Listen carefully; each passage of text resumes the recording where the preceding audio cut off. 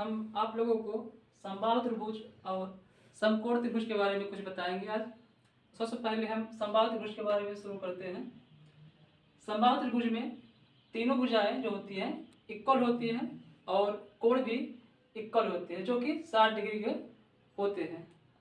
तो सबसे पहले इसके हम क्षेत्रफल के बारे में जानते हैं कि इसका क्षेत्रफल क्या होता है। तो इसको क्षेत्रफल निकालने के लिए सबसे पहले हम इसकी हाइट निकालते हैं। ठीक, तो हाइट निकालने के लिए हम सबसे पहले त्रिभुज ए बी, यहाँ पे डी मान लीजिए आप, त्रिभुज ए बी डी में, त्रिभुज ए बी डी में यह कोण लेते हैं sine theta, sine 60 degree equal to, यह आपका लंब होगा, हाइट जो कि h है, और इसका कर्ण का मान a। साइन थीटा बराबर होता है लंब बटे कर्ण, जो कि लंब h है और कर्ण इसका a है। तो साइन 60 डिग्री का मान √3/2 होता है। तो हाइट इसकी निकल जाएगी h इक्वल टू √3/2a, जो कि डायरेक्ट आपका समबाहु त्रिभुज की हाइट का फार्मूला होता है। तो हम इसकी जब हाइट हमें पता हो गई तो हम इस पूरे त्रिभुज का क्षेत्रफल ज्ञात कर सकते हैं। त्रिभुज ए बी सी का क्षेत्रफल, ए बी सी का क्षेत्रफल बराबर 1/2, आधार क्या है आपका बी सी, जो कि जिसका मान a है, और ऊंचाई हाइट h, हाइट 1/3/2a। तो ये आपका हो जाएगा √3/4 a² से आपका हो जाएगा भुजा स्क्वायर। तो ये आपका त्रिभुज का, समबाहु त्रिभुज का एरिया का फार्मूला ये होता है √3/4 a² होता है, और इसकी समबाहु त्रिभुज की हाइट जो होती है, ऊंचाई होती है √3/2, और a मतलब उसकी भुजा होती है। ठीक, ये फार्मूले होते हैं, डायरेक्ट आप इसे याद कर भी सकते हैं और ऐसे प्रूव कर सकते हैं। और इसके बारे में हम इसको जानते हैं, किसी समबाहु त्रिभुज में किसी भी बिंदु से ये तीनों भुजाओं पे लंब डाले जाए। जैसे आप यहाँ बिंदु O से इस भुजा पर लंब P1 है, और इस भुजा पर लंब P2 है, और ये इस पे P3 लंब है। तो अगर ये लंब डाले जाए तो इसके भुजा की लंबाई क्या होती है, भुजा की लंबाई। तो इसके लिए हम प्रूव कर सकते हैं, प्रूव भी कर सकते हैं, और डायरेक्ट फार्मूला भी ले सकते हैं, या प्रूव कर देते हैं आप लोगों के सामने। तो त्रिभुज आप लीजिए, त्रिभुज बी ओ,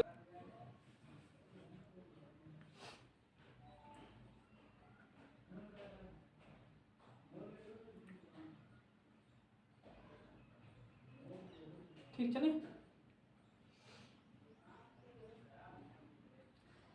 समबाहु त्रिभुज में हम जब देते हैं किसी बिंदु से किसी भुजाओं पर लंब डाला जाए P1, P2, P3, तब इसकी भुजा कैसे निकालते हैं। दे देता है किसी क्वेश्चन में कि समबाहु त्रिभुज में कि लंबों की लंबाई दे देगा, तो उसकी भुजा निकालने का फार्मूला क्या होता है।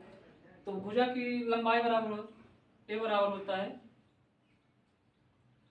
2/√3 लंबों की लंबाइयों का योग जो होता है P2, P3, ये फार्मूला होता है। जब लंबों की लंबाइयों का ना दिया रहेगा, वैल्यू दिया रहेगा, तब हम वहां से भुजा की वैल्यू निकाल सकते हैं। उसके बाद आप क्षेत्रफल पूछा होगा तो क्षेत्रफल निकाल सकते हैं। ठीक, ये इस फार्मूले से, ये इस क्षेत्र से ये फार्मूला निकलता है। अब इसके हम परित्रिज्या और अंतर त्रिज्या के बारे में जान लेते हैं। समबाहु त्रिभुज के अंतर त्रिज्या की क्या होता है। अंतर त्रिज्या होती है भुजा 2√3 और परित्रिज्या जो होती है समबाहु त्रिभुज की भुजा √3।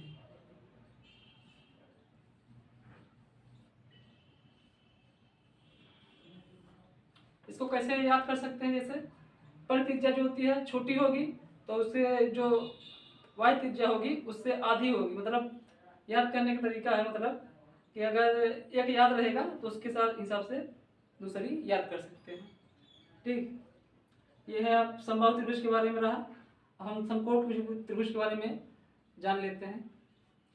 तो समकोण त्रिभुज में इसका जो क्षेत्रफल होता है समकोण त्रिभुज में, समकोण त्रिभुज का क्षेत्रफल बराबर 1/2 आधार गुणित ऊंचाई होती है। ठीक, ये एक फार्मूला और इसमें एक फार्मूला और होता है, लंब का स्क्वायर धन आधार का स्क्वायर बराबर कर्ण का स्क्वायर। और ये इसमें आप देखते हैं समकोण त्रिभुज भी जब ये इस एक माध्यिका की चीज लंब डल जाता है कर्ण पे, तो इसमें से 2-3 फार्मूले निकलते हैं जो डायरेक्ट हमें याद कर सकते हैं। कर्ण स्क्वायर सर, वो कर्ण स्क्वायर। ठीक, उसके बाद हम देखते हैं समकोण त्रिभुज में इसमें जब कर्ण पे BD लंब डाला जाता है तो उसके बारे में हम देख लेते हैं। 2-3 फार्मूले होते हैं, डायरेक्ट याद रख सकते हैं। एक होता है BD स्क्वायर बराबर AD इंटू CD। एक फार्मूला ये होता है और एक फार्मूला ये होता है AB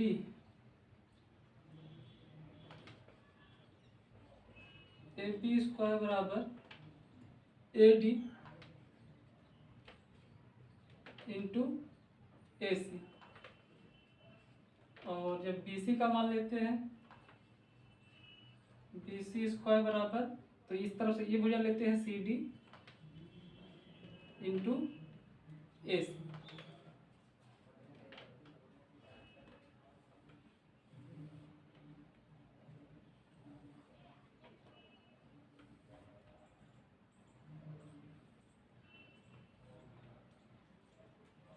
ये 3 फार्मूले इस डायग्राम से आप डायरेक्ट याद कर सकते हैं। और इसके हम अंतःकेंद्र और परित्रिज्या के बारे में बताना चाहेंगे। जो समकोण त्रिभुज का वाई त्रिज्या होती है वो इसके कर्ण के आधी होती है, और जो अंतः त्रिज्या होती है समकोण त्रिभुज की वो आधार B लंब P माइनस कर्ण के आधार के बराबर होती है। ये परित्रिज्या और ये अंतः त्रिज्या का मान होता है समकोण त्रिभुज में।